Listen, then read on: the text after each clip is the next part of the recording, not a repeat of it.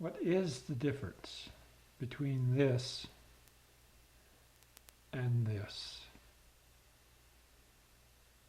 In both, blocks lying on the ground rise to form a tower. So where lies the fundamental difference between this and this? That's how I can show the second law.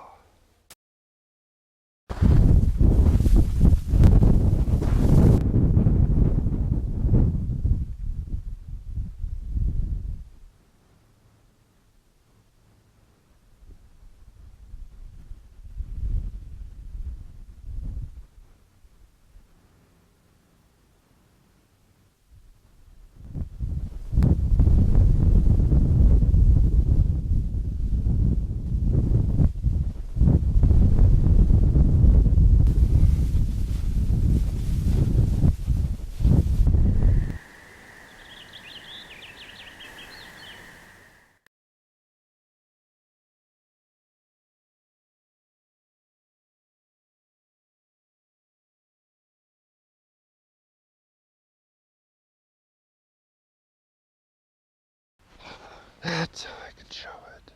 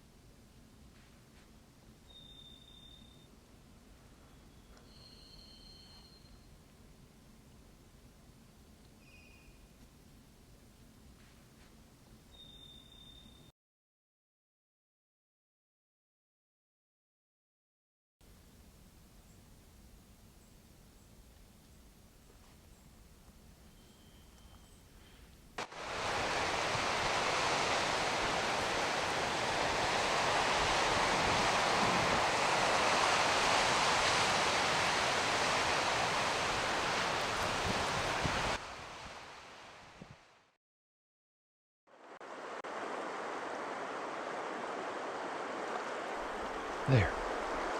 Watch. How can that river push water upstream? How does it do it? Watch. Watch. Watch. Oh, I can't hold on to it. I'm never going to be able to do this.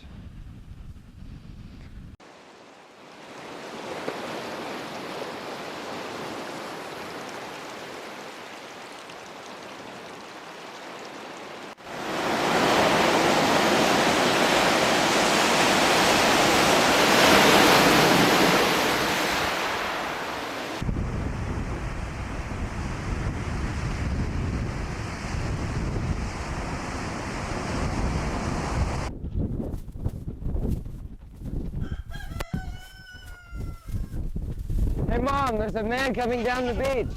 Invite him to dinner. All right.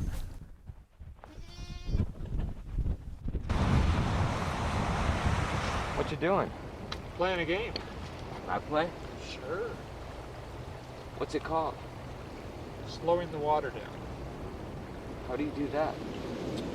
Do that by finding a good play. Here's a good one. Now watch. A good play does two things. When I lift the rock, I invite the water onto a slower path.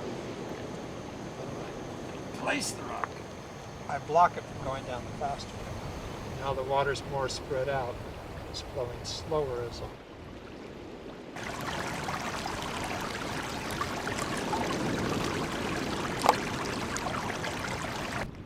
Remember, you create a new path before opposing the current path. What's the best play you've ever made? Well, you know, that's hard to say. If you keep playing this game all your life and make 10,000 plays, are those plays part of the play I made here today by teaching you the game? I guess they would be. There's a quotation I always liked.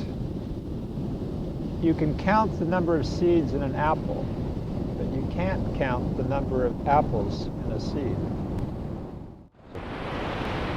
Oh, Oh, it's a beautiful world. Well, better get going.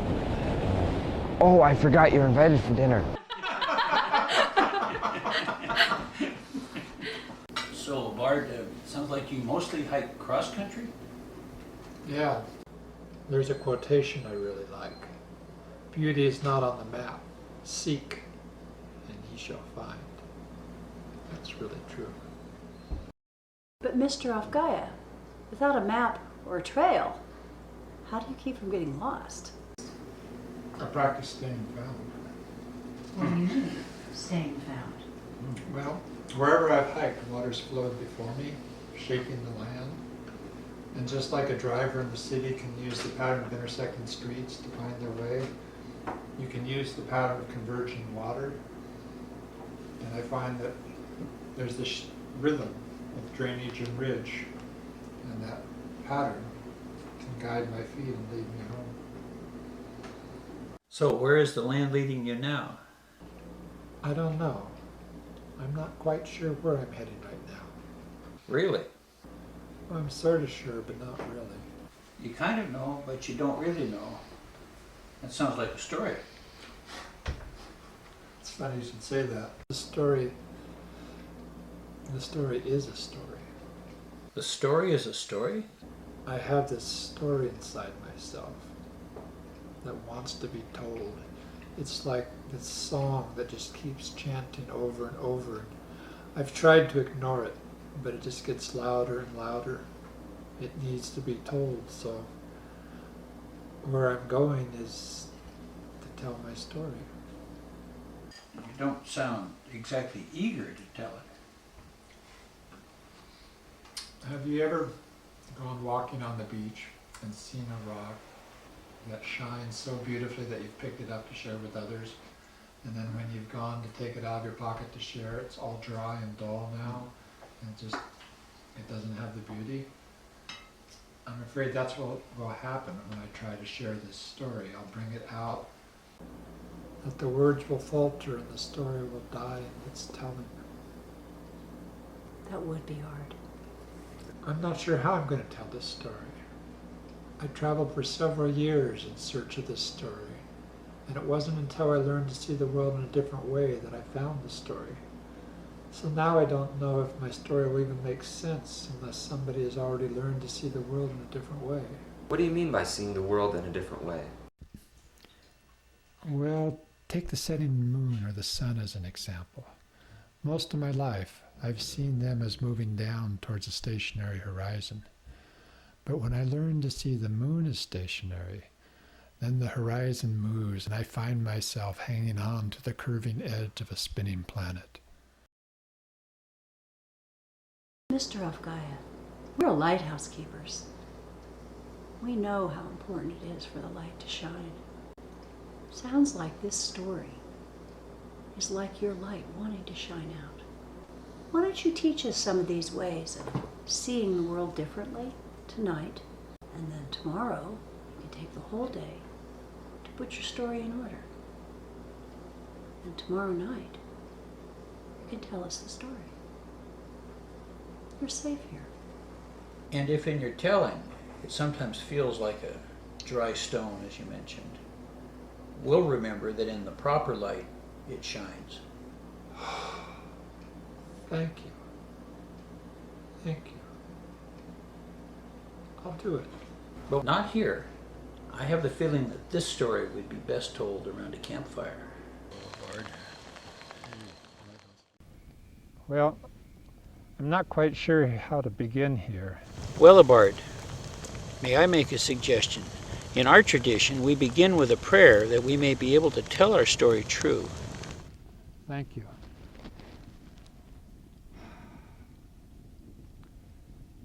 Dear God, source of the love light that shines in our eyes, thank you for these good people and the opportunity they're giving me here tonight. Guide my words so that they might align with what is true. Give me the enthusiasm and the openness, the humility and the spirit to let this story shine through me tonight. Amen. Everything in the world is telling stories. Stories of how they came to be in this position right now. So many kinds of stories, tracks of the past, spirals of change, and the fit. So many lovely stories of the fit. The fit is like the quartz rock I found in a stream bed that had such a pure color to it, I picked it up. And then 10 feet later I came upon another rock of the same pure color. And curious, I put them together. The fit was so perfect that I know without a doubt that those two rocks were once part of the same rock. That's what the fit is, when two different parts of the world fit together so perfectly that you know a bigger story connects them.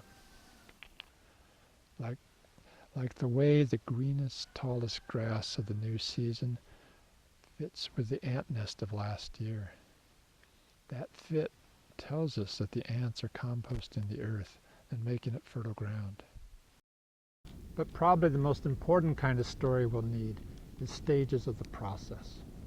Flowers taught me this kind of story. See, up in the mountains, the ground is snow-free for only a few months, so the plants up there have to grow real fast. As the melting snowbanks recede, they expose brown ground, but within hours the green tips of plants are emerging. Plants further from the snowbank are taller because they've had more time to grow, and beyond them are plants starting to flower. Moving my eyes back and forth from the snowbank is like moving my eyes back and forth through time. If I observe the plants in the proper sequence, I can watch change that's normally too slow to see. Or if I examine a cluster of desert flowers, I can see the different stages in the process by which a plant produces its seeds. And it's not just plants. A fresh gopher mound is easily noticeable because it looks like loose dirt. Older mounds are less visible because the air spaces have been squeezed out. If I look at these mounds in the proper sequence, then I see a story. The soil wants to settle into a solid heaviness that squeezes out all air, but the gophers keep stirring the earth and air together, which allows the rains to soak in deeper. We can also look at rocks within a stream.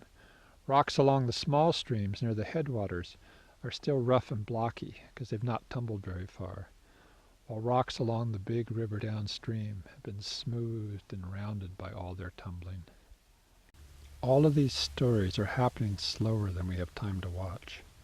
During our lives, we actually observe only small slices of the actual process. But if we look at the stages around us in the proper sequence, then we see processes all around us. We can run our eyes back and forth over the world and grow more aware of the slow changes we live within. As we see more and more things changing, the world starts to connect together into a larger story in which everything is flowing. Now, flow is complex. It's like a river. When you first see a river, you notice the water moving downstream. But if you spend time on that river, you come to know that the water is moving every which way. Flow pushes water up into upwellings, sucks it down into whirlpools, spins the current off into eddies flowing upstream. Flow is a wondrous dance, always swirling and moving different ways in different places.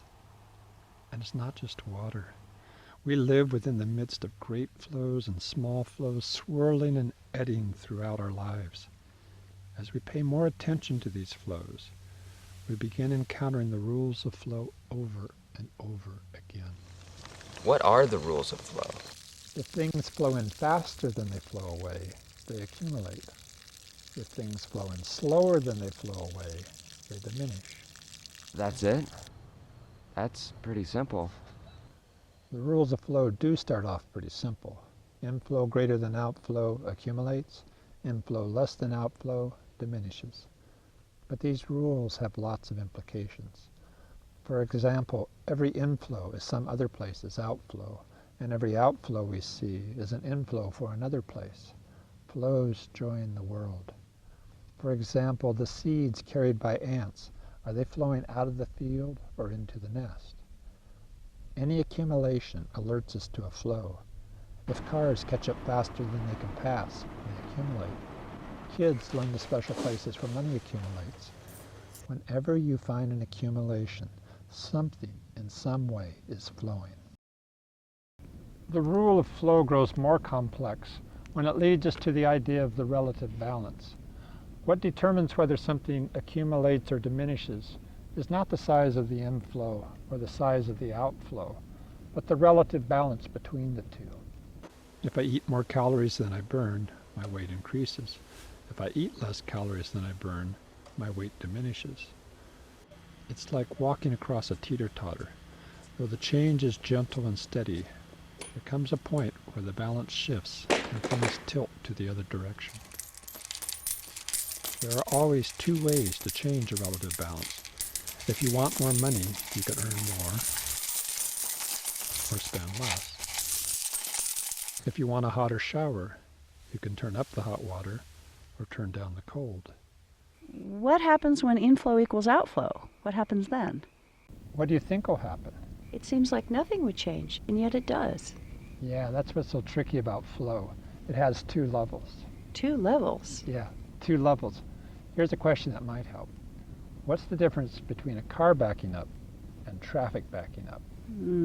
Well, when a car backs up, you put it in reverse and you actually go backwards. When traffic backs up, like at a signal, everybody's still going forward, but the traffic gets thicker backward, back farther and farther and farther, where people have to put their brakes on, and the road gets full, more full, and everybody's got to slow down, and that slowdown point goes back farther and farther and farther. The difference between the cars and the traffic is the difference between the 2 levels. The lower level is that level of what is actually moving, the cars. The upper level is the appearance created by those flowing things, the traffic. Flowing water is the lower level. The water level is the upper level. Or dirty clothes are the lower level, while the laundry pile they form is the upper level. The world is like clouds. Even though the flow of water vapor through the atmosphere is what's really happening, it's the upper level appearance of clouds that catch our eyes. It's easier to think of the world in terms of the upper level appearances than it is to see the lower level of what is actually flowing. Think of sea level as a cloud. It is the upper level appearance of all the water and ice flowing in, all the water evaporating out. See bodies as clouds. They are the upper level creation of flows of food and water flowing through. See the mountains as clouds. They are the upper level appearance of a continental flow of bedrock rising up, then flowing back as broken rock. Anyway, you asked what happens if inflow equals outflow. That's an important question because balanced flows like this fill the world. What happens with a balanced flow is that the upper level appears so still and serene that the lower level becomes invisible and we can forget things are flowing. If these flows remain invisible to us, then it grows easy to take their stable upper level appearances for granted. They appear unchanging, so it seems like they will endure forever. But all it takes is a shift in the relative balance, and something we take for granted, like a beach or a forest, can change. That's why seeing the world as flow is really important. Many of the problems we grapple with are the result of us unwittingly shifting the relative balance of some flow, and later finding that some upper-level thing we had taken for granted, like the ozone layer, or the Gulf Stream, or the middle class, is flowing away. Understanding how things can accumulate or diminish depending on the relative balance, this is really important. And the most important flow of all to understand is that flow described by the second law of thermodynamics. What is thermodynamics? Thermodynamics. It's the science of how energy flows, and its second law is the most powerful pervasive pattern shaping the universe. The mathematics of that pattern is beyond most of us, but we know it well because it's been shaping our life ever since we were born. Even a young child will instantly recognize a violation of the second law. We know that ripples are supposed to spread out. We know that balls are supposed to bounce lower each time. Energy flows like a river downstream towards less usable energy. Things tend to run down. This pattern so strongly shapes the universe that it poses a challenge. How can life survive? Clearly life does, but how is creation possible within a universe where energy fades away? Thinking of a roller coaster can help us understand that the second law does not say that all things can only move down. The second law allows the cars to go back uphill. It just won't let them coast up as high as they drop down. Therefore, the ride will eventually come to a stop. Or watch an eddy. The second law does not prohibit water from flowing upstream. It just requires more water to flow downstream somewhere else. Life on Earth is like the part of the eddy moving upstream, and all the energy flowing from the sun is like the downstream flow that drives the eddy. Up is possible, but every up can only happen if there is a greater down somewhere else. That is the challenge the second law gives to life. Every living thing wants their body to be the up and have someone else be the down. Cells do this, animals do this, nations do it. This leads to what I call the first solution to the problem posed by the second law. The first solution says, draw a circle between you and everything else. Take from the outside whatever you need and dump into the outside whatever you have to get rid of. Your survival requires something else to be sacrificed, so get good at it. Many people wish the universe was somehow different, was somehow nicer. But every living animal depends on this first solution. This path is ancient and venerable, and it is an absolutely essential part of our being alive in a universe that is shaped by the second law. However, there is an attitude that can creep in. An attitude of, well, it's all going to run down anyway, and there's nothing we can do about it, so we might as well just make ourselves comfortable. In a sophisticated sort of way. This attitude blinds our vision. It makes hope feel naive. Our spirit gives into a, might as well get it while we can, consuming attitude. We are wrong to do this, because life has also discovered a second solution to the challenge posed by the second law. This second solution inspires hope and nourishes creative work. The story of this second solution is the story I'll share with you tomorrow.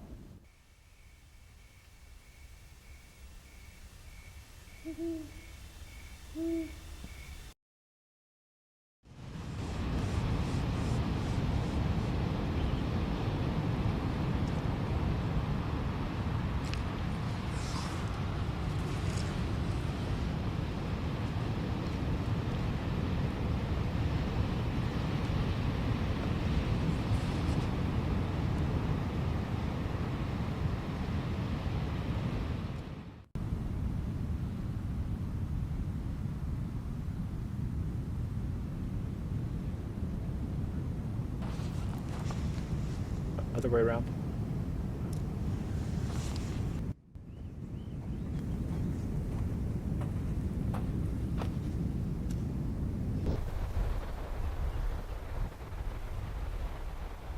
It's a dance. The top of the stick is dancing with your eyes. The top of the stick leads, your eyes follow. And then your eyes and your hand dance, with the eyes leading and your hand following. And then your hand and the bottom of the stick dance, with your hand leading and the bottom of the stick following. And then the bottom of the stick and the top of the stick dance, with the bottom of the stick leading and the top of the stick following. It's this spiral dance that goes around and around. Each part of this dance dances between being the cause and being the effect. This circling dance of cause and effect is called a feedback spiral. And feedback spirals contain a magical power to bring things into existence.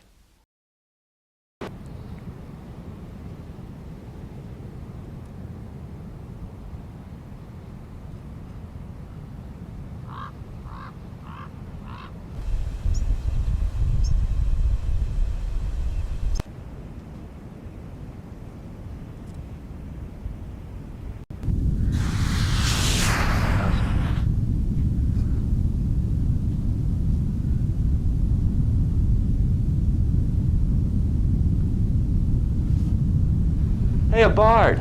Look at this! What do you have? I think I found an example of traffic backing up. Look, when I move my stick through the sand, ripply things move up. You see them? So what's backing up?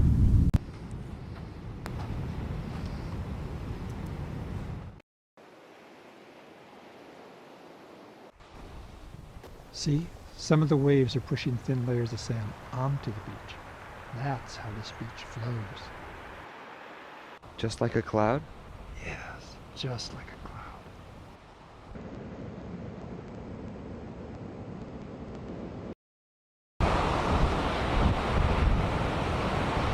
Remember what I said about feedback spirals? How they contain this magical power to bring things into existence? Let me tell you the story of these waves, this sand, and the kelp.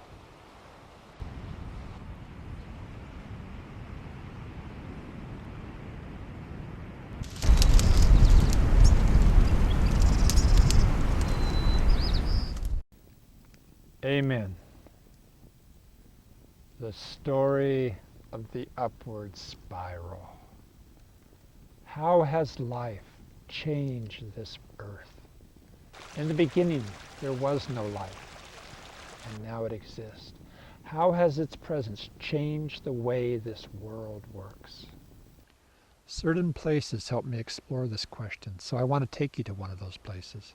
I want to take you high into the granite mountains, high above the forest, up to the glacially smooth granite bedrock, up where streams begin as melting snowbanks. Up here, I gaze out over miles of stages in a thousands of year process. Glaciers once filled these valleys, and when the glaciers melted, they left behind glacial polished and jumbles of rock. In the thousands of years since, a forest has filled the valley below. Up here is like an early stage in this process, where bare rock still reigns supreme, while down in the forest is a later stage. If I follow these slopes down with the proper focus, it can be like walking through time as a forest appears around me, and I can watch how life changes the land. This process by which a forest appears is called succession. I was taught to see succession as an example of the first solution. The plants are competing for the limited resource of sunlight. In this struggle, successively taller plants shade out and kill the earlier shorter plants. But something more is happening than that. Up here, roots cannot penetrate the solid bedrock, so rock touches sky. Snowmelt follows the shape of bedrock, washing away any rock grains that could help form soil. This is how the world looked like before life. But in the few places where bedrock levels out, the snowmelt slows and flakes of granite settle out. Moss can grow on these moist level deposits of sand and gravel, and this starts a feedback spiral. The moss filters out every rock grain washing across it, which expands the mat of moss. These expanding mats sponge up more of the water, allowing them to expand onto dry bedrock far away from the channels. As generations of moss die, they become soil, and other plants take root. Firmly anchored mats can even flow over edges and down steep surfaces. Bedrock disappears beneath dark moistness. Large rocks tumbling down these slopes hit the mats and are slowed by their squishy softness. Just as spider webs catch passing flies, so these spongy mats trap passing rocks. Rocks tumble less far. The outflow of eroding rocks from these mountains slows down. Like traffic, the flow of rocks backs up. The individual rocks are not moving back up slope, but their upper level flow accumulates and begins piling up and covering the bedrock. Further down, I find neat plants colonizing the hot, dry domes of glacial polish. These plants form dams, contouring across the bedrock. These dams halt the slow flow of rock flakes and gather them into a gritty soil, which can absorb more of the summer rain. It's a feedback spiral. As the dams grow taller, they can hold more soil, which absorbs more moisture, which helps the plants grow the dams taller. These contouring lines of plants are slowly covering the sloping bedrock with level terraces of rocky soil. In the forest, I find pine needles damming the trails. Their wet surfaces stick together, binding them into a wet, soggy mass that clogs runoff. After the runoff has passed, these dams deflate, and we can see how much sand they have trapped behind them. The trails are spanned by narrow dams. The gentle slopes are contoured by long dams. I love the way leaf dams heal. If a dam is breached, water pours through. But this flow carries floating leaves to the breach where they stick as they pass through, and the breach fills in. Leaf dams are so stable that they form even in paved gutters, where street sweepers have to sweep them away before they cover the pavement with asphalt cracking soil. Can you feel the dancing feedback spiral between trees, soil, and water? These dams slow the flow of water and soil, which helps the trees grow larger, which produces more leaves, which can create more dams to slow the flows even more. But there's even more going on in these spirals, because feedback spirals contain this mysterious power to bring things into existence. Slowed water warms up, and plants decompose, and animals add nutrients, and a new chemistry comes into existence that decomposes bedrock at a faster rate. More life creates more soil, which holds more water, which nourishes more life, which creates more soil. Earth rises over the bedrock. This flow of rocks is not the only thing that's accumulating upon the land. Did you know that on average the Earth receives from the ocean only 11 inches of rain a year? 11 inches. That's hardly enough for a desert. Most of the water that evaporates out of the ocean falls back onto the ocean before it can ever reach land. The rain that does fall on the land begins to flow back to the sea, just like the water cycle I was taught about in school. But what I wasn't taught in school was that life has created a billion ways to slow and reroute that outflow. Mats of moss and dams of leaves are small examples. Beaver dams are more spectacular examples. Beaver build dams which form ponds that increase the shoreline, along which grow the plants that beaver love to eat. But these dams also hold more of the winter snowmelt high in the watershed, slowing its flow back towards the sea. But the most important shifter in the water cycle is plant transpiration. Plants suck fresh water up into their leaves. Some of that water is used in photosynthesis, but most of it evaporates from all those sun-warmed thin surfaces of leaves. This transpired water evaporates back into the sky, where it will fall again. This recycled rain starts moving downslope again, but much of it will again be raised by the plants back into the sky. This recycling almost triples the amount of rain that falls on the land. Life has taken the sun's small and precious gift of fresh water from the sea and increased it to a level that can support forests. It's another feedback spiral. Plants recycle fresh water, which nourishes more plants, which recycle more water. Like the water cycle, photosynthesis is inspirationally more than I was taught. Photosynthesis is more than the conversion of solar energy into biological energy. It is also the taking of a formless gas, carbon dioxide, and a liquid, water, and converting them into sugar molecules, which are the building blocks with which plants create solid surfaces. Photosynthesis is the creation of surfaces. Thickets of ferns, the convoluted bark of trees, the surfaces of all those leaves both filling the sky and falling upon the ground. Where sky once touched smooth bedrock, vast layers of surfaces now rise. Surfaces hold the rain, buffer the wind, and provide resting places. Soil's magic comes from the exponentially vast amount of surfaces it contains. An explosion of surface area covers the earth.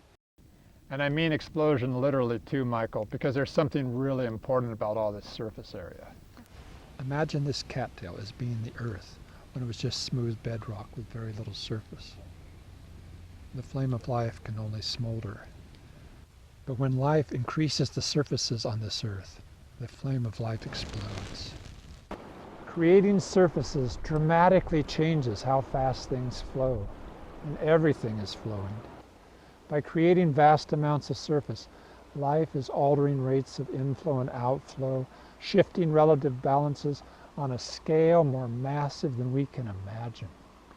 Succession, the creation of a forest, that's more than a competition for the limited resource of sunlight. Succession, it's the sunlight-fueled creation of one of the most limited resources of them all, surfaces. And that too is a feedback spiral because sunlight fuels the creation of more leaves, and more leaves absorb more sunlight. As more solar energy is absorbed, life can actually lift things upward, and things once impossible become possible. Once upon a time, for example, rivers were just a one-way flow, washing nutrients from the land back down to the sea. But now, rivers are highways for the salmon. Each salmon returning upstream to spawn brings in its body many pounds of nitrogen and phosphorus from the sea. After they spawn, they die.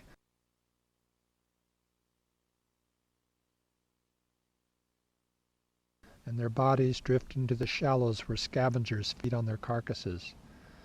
Later, these scavengers defecate the sea's fertility throughout the surrounding woodlands. The trees grow strong and tall, shading the streams and keeping the water cold for the next generation of salmon. This upstream flow of nutrients from ocean to forest was once impossible. Now, thanks to the salmon, it exists. This upstream flow is an example of what I call the second solution to the second law of thermodynamics.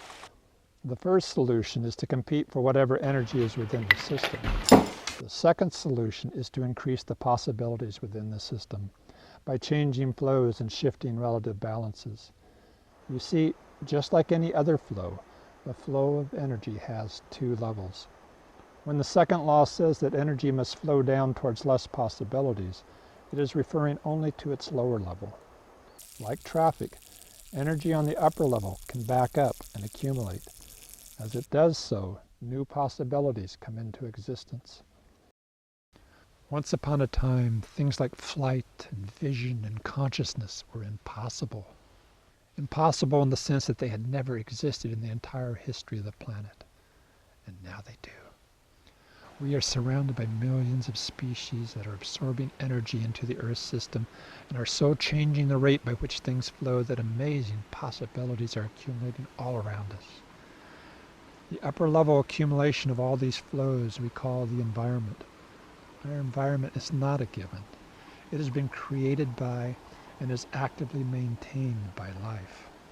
With feedback spirals, life has been gradually raising the world to higher and higher energy levels. I call this rising into possibilities the upward spiral. And it's all more beautiful than I was ever taught to imagine. That is a good story. But that's only the first part. There's more? Yes, because there is the downward spiral too. The spirals of cause and effect can spiral in the other direction too, towards less possibilities. I know, because I've watched it happen.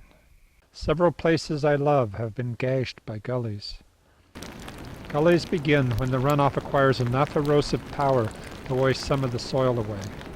This starts a feedback spiral, because the slightly deeper channel allows the runoff to concentrate upon a narrower path, where it flows faster, which gives it more energy to erode more soil, which deepens the channel still more. It's like a flat file sharpening into a saw blade. A deepening gully steepens the slope of every side drainage. This steepening speeds the runoff, and the same spiral of erosion begins clawing its way up each side channel. Gullies cut down into the water table. Groundwater that used to percolate slowly through the soil now seeps into gullies where it flows quickly away. Outflow becomes greater than inflow, and groundwater diminishes. The water table drops as the land's lifeblood oozes away. Less plants can grow, so the soil receives less protection from the baking sun and the pounding rain. Less plants offer less surface to hinder the runoff's passage, so the runoff flows faster. It's like losing your brakes on a hill. The runoff gathers into the main drainages faster, creating higher surges of water, which cut the gullies even deeper, draining even more of the groundwater. Possibilities drain away as the soil and the gift of rain and life spiral down. Can't anything be done to stop it? That's what I started wondering. I see these beautiful places bleeding to death, and I started wondering, is there some way I can dance through the rain in the land that can reverse this downward spiral?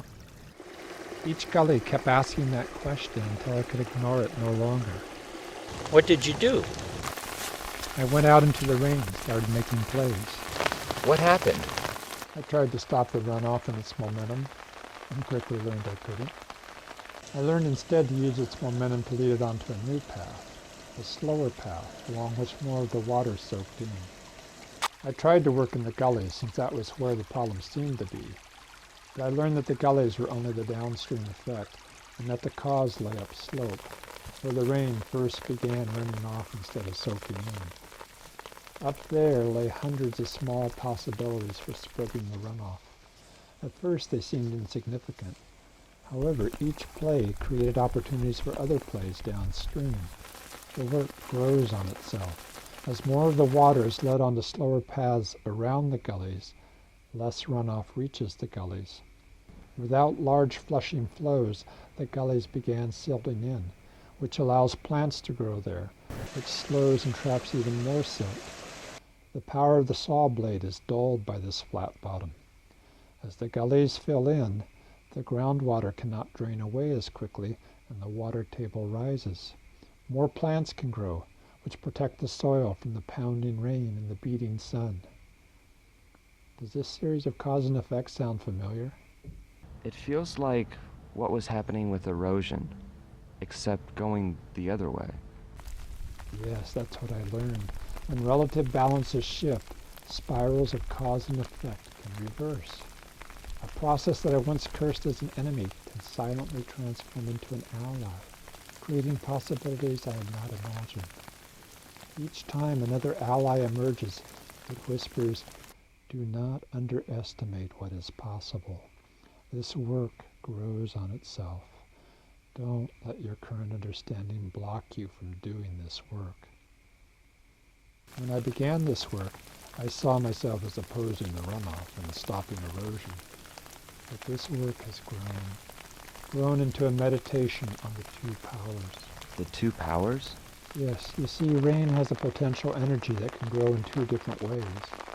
If the rain runs off, its energy becomes an erosive power that washes away soil.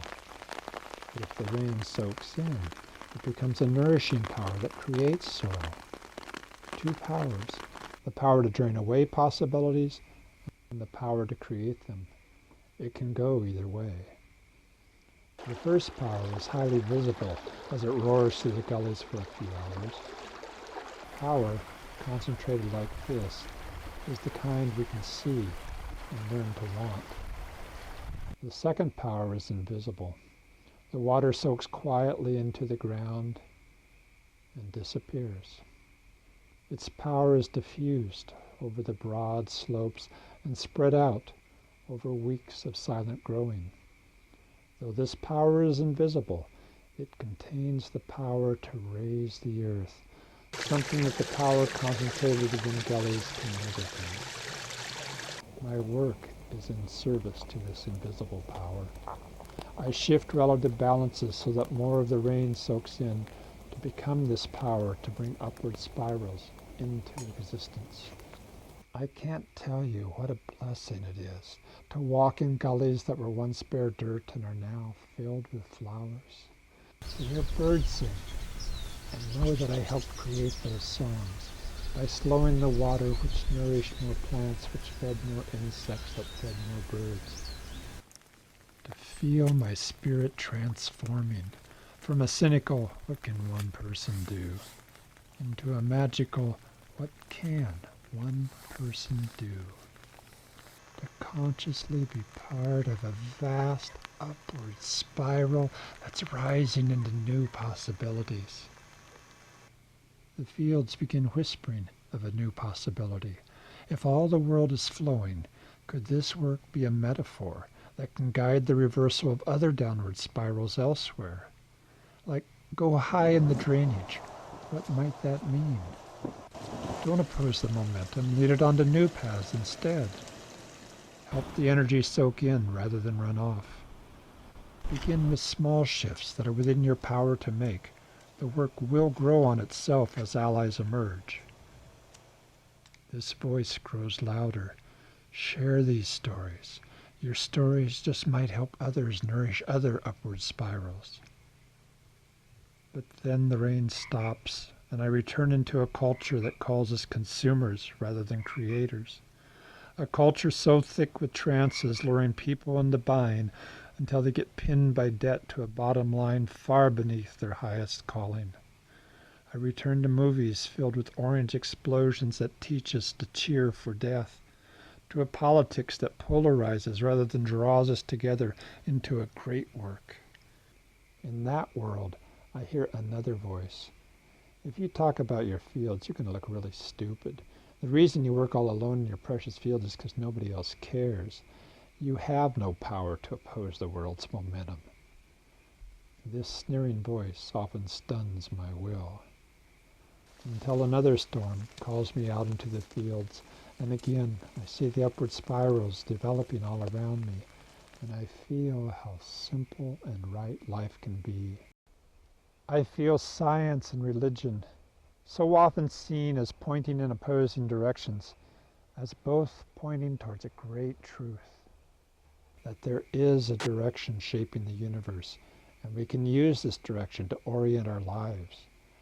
If we live mindless of this direction, then our lives will be just a consumption of possibilities. But if we live mindfully, if we inspire in one another ethical behavior, shining eyes, and joyful dedication to good work, then we can know the blessings of bringing impossibilities into existence. And I hear the fields replying to that sneering voice, we don't have to oppose the world's momentum. Go far upstream instead and offer it a new path. That's what these stories can be, a way of seeing the world that helps our power soak in. As more soaks in, less remains to run off. Relative balances will shift, transforming enemies into allies. This work grows on itself. Don't let your current understanding block you from doing this work. We have no idea what is possible. This whispering I hear in the fields, is it true? I don't know. So I have to tell my story and find out.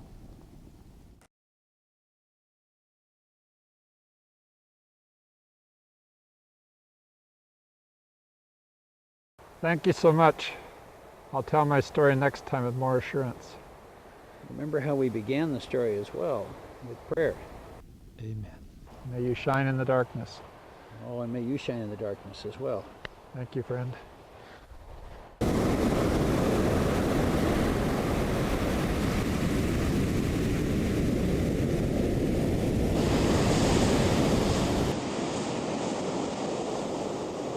Remember what I said about feedback spirals? How they contain this magical power to bring things into existence? Let me tell you the story of these waves, this sand, and the kelp. We've been watching waves move the sand on this beach, and we've been learning how this beach is an upper level expression of a wave-driven flow of sand. Now, there's this fascinating dance that happens between the size of waves and the size of a beach. The large waves of winter storms smash onto this beach and pull sand off, and the beach will diminish. While these gentle waves of summer are pushing sand onto the beach, and this beach is growing. As the waves grow smaller, the beach grows larger. Now, introduce kelp. In the beginning, there was no kelp, but now the kelp is out there thriving beneath the surf. It's easy to see what the waves are doing to the kelp. It's harder to see what the kelp is doing to those waves. But just feel how strong and resilient these stalks are. Imagine how much energy they absorb as wave after wave pushes and stretches them. The wave energy that kelp absorbs is a wave energy that will not crash against the shore. The kelp out there is making the waves in here smaller than they otherwise would be. It's like the kelp is gentling winter waves down into summer waves, and this beach is growing larger. And a larger beach cushions the land more from crashing waves. Now realize that land is the upper level appearance of a great flow of bedrock that's rising up through continuous waves that are smashing against it and pulling chunks of it back into the ocean. If kelp makes waves smaller and beaches larger, then more of this rising bedrock will survive this passage through the surf to become land. Because of the kelp, our continents are rising larger and higher than they otherwise would. And here's what's so neat. As the land grows larger, so does the coastline along which the kelp grows. It's an upward spiral. The coastline grows kelp, and the kelp is growing coastline. Now, Michael, if this simple algae has the power to create land, think of the power within us. What can we do with our gifts? We have feet with which to dance and explore the surf. We have eyes with which to see beauty and new patterns. We have consciousness with which to understand and dream and plan. We have hands with which we can wield tools that can help us bring these dreams into existence. And we have voices. The freedom of the hills! With which to sing and pray and teach and share visions. What is possible with these amazing gifts? The world is inviting us to dance with her in ways that have never been danced before. What will your life's dance be within this upward spiral?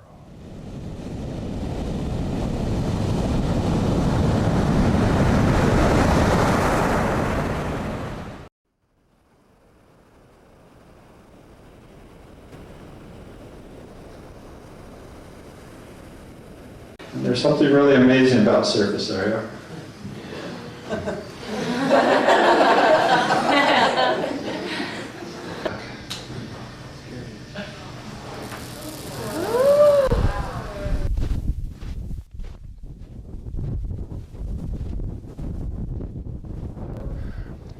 So we're still going off to the left.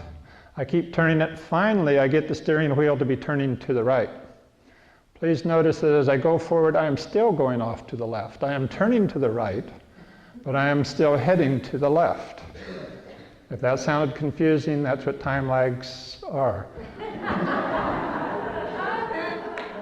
And so as you still head off to the left, you can get the feeling that maybe cause and effect does not work in the world because you've been turning to the right for a while and you're still going to the left, and you need to learn patience.